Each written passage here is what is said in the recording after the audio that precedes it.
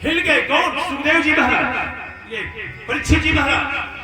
तब पूरी भागवत सुनाने के बाद एक छोटी सी कथा सुनाई। कौन? छोटी सी कथा सुनाई। सुखदेव जी ने कहा, राजन, एक राजा था, वो शिकार करने के लिए गया और शिकार करने के जंगल में गया तो वो भटक गया। रात्रि की घोर अंधेरी रात, हिंसक पशुओं का खतरा, जान बचाने के लिए वो एक तलाश कर रहा था जगह। तो उसे एक छोटी सी कुटिया दिखाई दी, बहुत छोटी थी। उस छोटी कुटिया में जाकर के जब वो आवाज दिया कि भाई मुझे इस कुटिया में जगह दे दो रात बिताने के लिए, तो उसने कहा, भाई इसमें जगह नहीं है, क्योंकि जो लोग बैठते हैं निकलना नहीं चाहते, पता चलो हम कब्जा कर ले।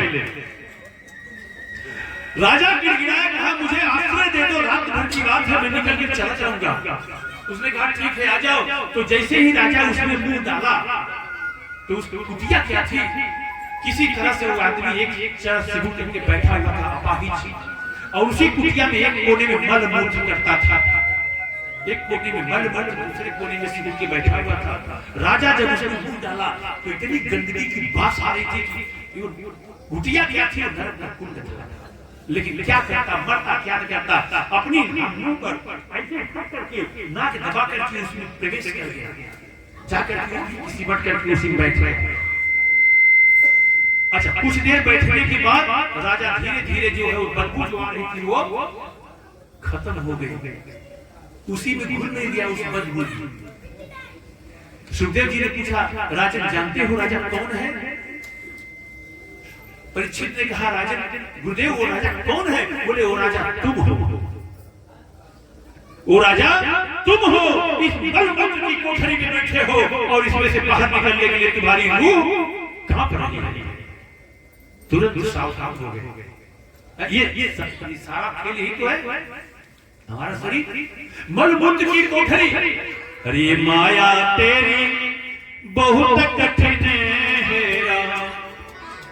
रक्त मांस हड्डी के फेर पर हर बढ़ा हुआ है चाम, ये माया तेरी बहुत कठिन है। इसी शरीर पे तुम्हें लगता है बड़ी सुंदर आंख हो, बड़ी सुंदर नाक हो, क्या निकलता है उसमें? गंदगी तो भरी है, गंदगी की कोठरी में हम बैठे हुए हैं। कथा को सुन करके सावधान हो गए। तुरंत परमात्मा ने जब आया, गुरुदेव के चरणों में प्रणाम किया, गंगा का आचमन किया, जल का आचमन किया और परमात्मा ने बैठ करके अपने प्राण वायु को रोक करके ब्रह्मांड में ले जाकर के 9 दिन क्या हो गए।